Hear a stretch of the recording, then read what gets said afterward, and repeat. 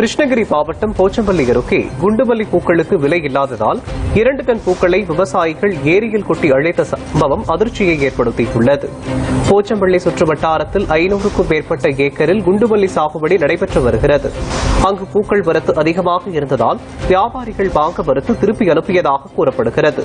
மேட்டுப்பாளையம் நறுமண தொழிற்சாலைக்கும் கொண்டு செல்ல முடியாத நிலையில் கிலோ 200 ரூபாய்க்கு மட்டுமே விலை கிடைத்ததால் வேறு வழியின்றி பூக்களை சந்தப்பட்டி ஏரியில் கொட்டி அழித்தனர்.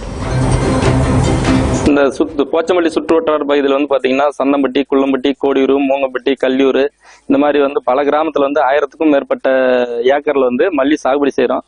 நாங்க போற வரலட்சுமிக்கு பாத்தீங்கன்னா செடி எல்லாமே ஒட்டுக்கா கட் பண்ணி எல்லாம் தண்ணி ஏற்றி மருந்து அடிச்சு எல்லாத்தையும் ரெடி பண்ணி பூ ரெடி பண்ணிட்டு வந்தோம். இப்ப பூ நல்லா மகசூல் வந்திருக்குது. பூ அறுத்து மார்க்கெட் ஏற்றும் போது பாத்தீங்கன்னா நேற்று பாத்தீங்கன்னா கேட்கறதுக்கே ஆள் இல்ல.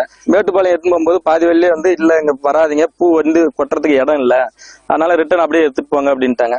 அது எடுத்துனது வேற எதுவுமே எங்களுக்கு அது எதுவுமே பண்ண முடியாது வச்சிருந்தாலும் மறுநாள். அதனால எதுவும் தெரியாம சந்தம்பட்டி ஏரியில கொட்டிருக்கோம். இப்ப வறட்சியின் காரணமாக குண்டுமல்லின்ற ஒரு மலர் சாகுபடிக்கு கடந்த 10 ஆண்டுகளா எங்க ஏரியாவில் எங்க பஞ்சாயத்து பக்கத்து பஞ்சாயத்து எல்லாம் சாகுபடி செய்துட்டு இருக்கிறோம். 10,000 ஏக்கருக்கு மேல நாங்க குண்டுமல்லி சாகுபடி செய்துட்டு வரோம். எங்களுடைய பிரதான தொழிலே அதுதான்.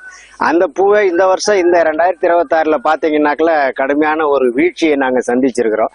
காரணம் என்னன்னு கேட்டீங்கன்னா, ஒரு கிலோ பூ அறுக்கிறதுக்கு கூலியே 50ல இருந்து 100 ரூபாய் செலவாகுதுங்க. ஆனா எங்களுக்கு பெங்களூர் மார்க்கெட்ல மலர்ச்சி மார்க்கெட்ல பாத்தீங்கன்னா 50 ரூபாய்க்கு தான் கேக்குறாங்க. அப்போ எங்களுக்கு பூ அறுக்கிற கூலி கூட வர்றது இல்ல. அதுக்காக முட்டுவலி செலவு, எங்க மருந்து செலவு, தண்ணி பாய்ச்சல் செலவு இதெல்லாம் கணக்கு போட்டீங்கன்னா எங்களுக்கு குறைஞ்சது ஒரு ஏக்கருக்கே 2 லட்சம் ரூபாயில 2.5 லட்சம் ரூபாய் நஷ்டம் ஆகுதுங்க.